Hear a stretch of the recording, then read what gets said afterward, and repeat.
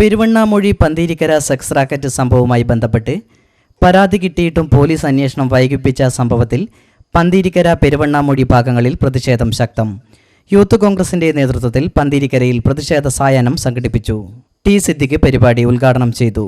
കോൺഗ്രസിന്റെ സഹപ്രവർത്തകന്മാർ സംസാരിക്കുമ്പോൾ, ഇന്നലെ ജിതേഷ് അടക്കമുള്ള സഹപ്രവർത്തകർ സംസാരിക്കുമ്പോൾ, സരീഷ് അടക്കം രാകേഷ് അടക്കം സംസാരിക്കുമ്പോൾ ഞാൻ ആലോചിക്കുകയായിരുന്നു, എങ്ങനെ പൊതുസമൂഹത്തിൽ നമ്മുടെ കൊച്ചുകുട്ടികൾക്ക് സംരക്ഷണം കൊടുക്കാൻ നമുക്ക് സാധിക്കും?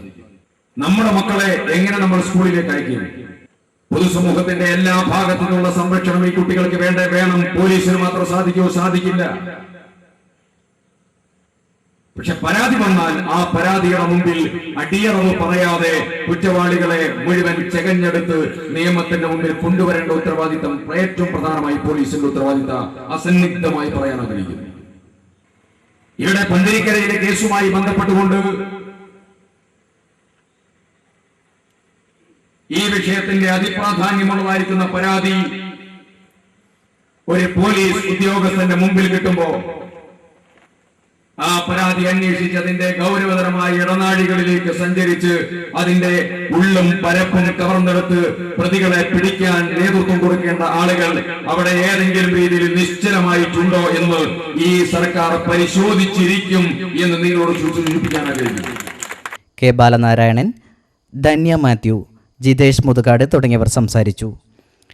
വെൽഫെയർ പാർട്ടിയുടെ നേതൃത്വത്തിൽ നൂറുകണക്കിന് സ്ത്രീകൾ പന്തീരിക്കര ടൗണിൽ പ്രകടനം നടത്തി. വെൽഫെയർ പാർട്ടി സിന്ദാബാദ്,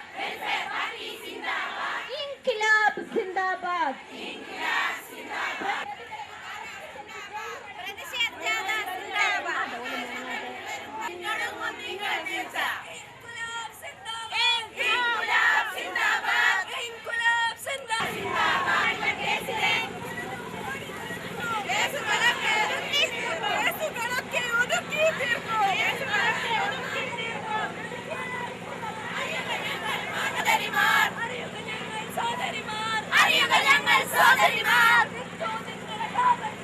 BJP പ്രവർത്തകർ പെരുവണ്ണാമൊഴി പോലീസ് സ്റ്റേഷനിലേക്ക് മാർച്ചും ധർണയും സംഘടിപ്പിച്ചു.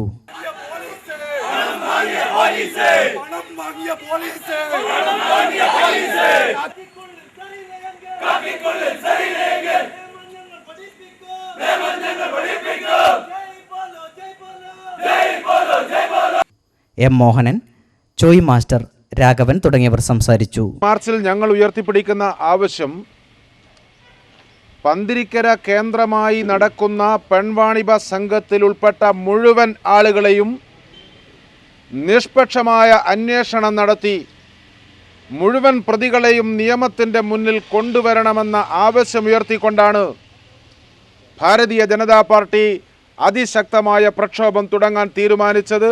ആ പ്രക്ഷോഭത്തിൻ്റെ ഭാഗമായിട്ടാണ് ഇത്തരം ഒരു മാർച്ച് ഞങ്ങൾ സംഘടിപ്പിച്ചിട്ടുള്ളത്. RK Sugunan, Kadathanad news, Kuttiadi.